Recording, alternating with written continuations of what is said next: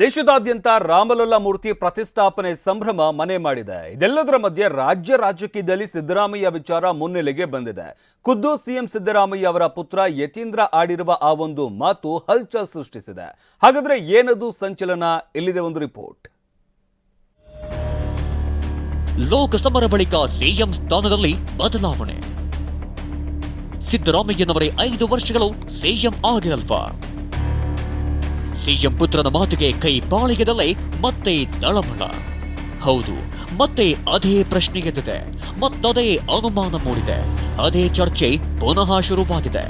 ಅದುವೇ 5 ವರ್ಷ ಸಿದ್ದರಾಮಯ್ಯ ಸಿಎಂ ಆಗಿರ್ತಾರಾ ಇಲ್ವಾ? ಅದಕ್ಕೆ ಕಾರಣ ಖುದ್ದು ಸಿಎಂ ಪುತ್ರ ಯತೀಂದ್ರ ಆಡಿರೋ ಮಾತು. ಮೊದಲು ಆ ಮಾತನ್ನ ಒಮ್ಮೆ ಕೇಳಿಸ್ಕೊಂಡ್ಬಿಡಿ. ಲೋಕಸಭಾ ಚುನಾವಣೆಯಲ್ಲಿ ನಿಮ್ಮ ಬೆಂಬಲ ತೋರಿಸೋದ್ರ ಮೂಲಕ, ಅತಿ ಹೆಚ್ಚು ಕಾಂಗ್ರೆಸ್ ಸಂಸದರನ್ನ ಗೆಲ್ಲಿಸೋದ್ರ ಮೂಲಕ ನೀವು ಸಿದ್ದರಾಮಯ್ಯ ಅವ್ರ ಕೈನ ಮತ್ತೆ ಬಲಪಡಿಸಬೇಕು. ಆಗ ನಮಗೆ ನೈತಿಕ ಬಲ ಬರುತ್ತೆ. ಮತ್ತೆ ಸಿದ್ದರಾಮಯ್ಯ. ರಾಜಶೇಖರನ್ ಗಾಣದ ಎಣ್ಣೆ ಬಿಸ್ನೆಸ್ ಮಾಡಿ ತಿಂಗಳಿಗೆ 5 ಲಕ್ಷ ಗಳಿಸ್ತಿದ್ದಾರೆ. ನೀವು ಕೂಡ ಅವರಿಂದ ಕಲಿಬೇಕಾ? ಅವ್ರ ಜೊತೆ ವಿಡಿಯೋ ಕಾಲ್ ನಲ್ಲಿ ಮಾತಾಡಬೇಕಾ?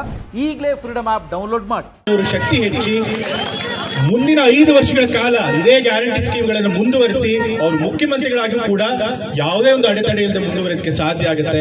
ಹಾಗಾಗಿ ನಿಮ್ಮ ಬೆಂಬಲ ಮತ್ತೆ ಆಶೀರ್ವಾದ ಯಾವಾಗಲೂ ಇರಬೇಕು ಅಂತ ಹೇಳಿ ನಾನು ಕೇಳ್ಕೊಳ್ತಾ ಇದ್ದೇನೆ. ಹಾಸನ ಜಿಲ್ಲೆ ಹೊಳೆನರಸೀಪುರ ತಾಲೂಕಿನ ಅಣ್ಣೆಚಾಕನಹಳ್ಳಿ ಗ್ರಾಮದಲ್ಲಿ ಮೊನ್ನೆ ಯತೀಂದ್ರ ಹೇಳಿರೋ ಮಾತು ರಾಜ್ಯ ರಾಜಕೀಯದಲ್ಲಿ ಹಳೆ ಚರ್ಚೆಯನ್ನೇ ಹೊಸ ದಿಕ್ಕಿಗೆ ಹೊರಳಿ ನಿಲ್ಲಿಸಿದೆ. ಲೋಕಸಭೆ ಚುನಾವಣೆಯಲ್ಲಿ ಅತಿ ಹೆಚ್ಚು ಕಾಂಗ್ರೆಸ್ ಸಂಸದರನ್ನ ಗೆಲ್ಲಿಸಬೇಕು. ಆ ಮೂಲಕ ಸಿದ್ದರಾಮಯ್ಯ ಕೈ ಬಲಪಡಿಸಬೇಕು.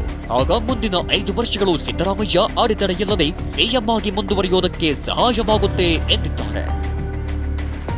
ಸಿಎಂ ಪುತ್ರನ ಮಾತಿಗೆ ಕೈ ತಳಮಳ, ಡಿಸಿಎಂ ವ್ಯಂಗ್ಯ. ಇನ್ನು ಯತೀಂದ್ರ ಹೇಳಿಕೆಯು ರಾಜ್ಯ ಕಾಂಗ್ರೆಸ್ನಲ್ಲಿ ತಳಮಳ ಸೃಷ್ಟಿಸಿದೆ.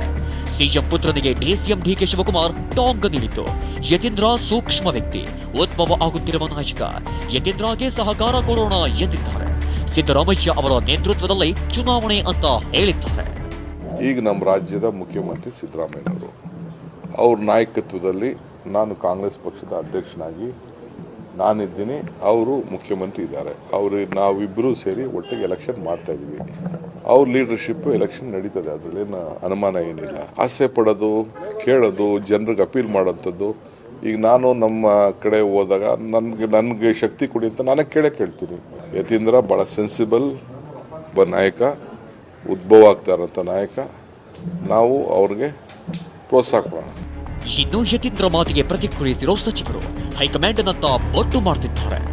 ಮುಖ್ಯಮಂತ್ರಿಗಳನ್ನ ಮುಂದುವರಿಸೋದು ಬಿಡೋದು ಅದೆಲ್ಲ ಹೈಕಮಾಂಡಿಗೆ ಬಿಟ್ಟಿರ್ತಕ್ಕಂಥದ್ದು. ಇಲ್ಲ ನೋಡಿ, ಈಗಾಗಲೇ ಅದ್ರ ಬಗ್ಗೆ ಹೇಳಿದ್ದೀವಿ.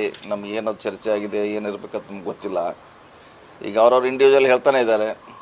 ಸೊ ಅದ್ರ ಬಗ್ಗೆ ನಾ ರಿಯಾಕ್ಟ್ ಮಾಡಲಿ. ಯಾರೋ ಹೇಳಿದ್ದು, ಎಲ್ಲೋ ಅವ್ರು ಹೇಳಿದ್ದು, ನಾ ಎಲ್ಲದಕ್ಕೂ ಮಂತ್ರಿಗಳು ಶಾಸಕರು ರಿಯಾಕ್ಟ್ ಮಾಡಲಿಕ್ಕಾಗಲ್ಲ. ಅದು ಅವ್ರ ಪರ್ಸನಲ್ ಇರ್ಬೋದು. ಸಿಎಂ ಸಿದ್ದರಾಮಯ್ಯ ಸಹ ಯತೀಂದ್ರ ಹೇಳಿಕೆ ಬಗ್ಗೆ ರಿಯಾಕ್ಟ್ ಮಾಡಿದ್ದು, ಹೈಕಮಾಂಡೇ ಎಲ್ಲಾ ತೀರ್ಮಾನ ಮಾಡುತ್ತೆ ಎಂದಿದ್ದಾರೆ. ಹೈಕಮಾಂಡ್ ಅವ್ರು ತೀರ್ಮಾನ ಮಾಡ್ತಾರ್ರಿ, ಅವರು ಮಾಡಲ್ಲ, ನಾನು ಮಾಡಲ್ಲ, ಹೈಕಮಾಂಡ್ ತೀರ್ಮಾನ ಮಾಡಲ್ಲ. ಸಿಎಂ ಬದಲಾವಣೆ ಮಾಡ್ತಾರೋ ಇಲ್ಲವೋ ಗೊತ್ತಿಲ್ಲ. ಆದ್ರೆ ಲೋಕಸಭೆ ಚುನಾವಣೆಯಲ್ಲಿ ಹೆಚ್ಚು ಸ್ಥಾನ ಗೆದ್ರೆ ಮಾತ್ರ ಸಿದ್ದರಾಮಯ್ಯ ಕುರ್ಚಿ ಗಟ್ಟಿನ. ಬಿಜೆಪಿ ಹೆಚ್ಚು ಸ್ಥಾನ ಗೆದ್ರೆ ಸಿಎಂ ಬದಲಾಗ್ತಾರಾ ಅನ್ನೋ ಚರ್ಚೆ ಹುಟ್ಟಿದೆ. Bureau report, TV9.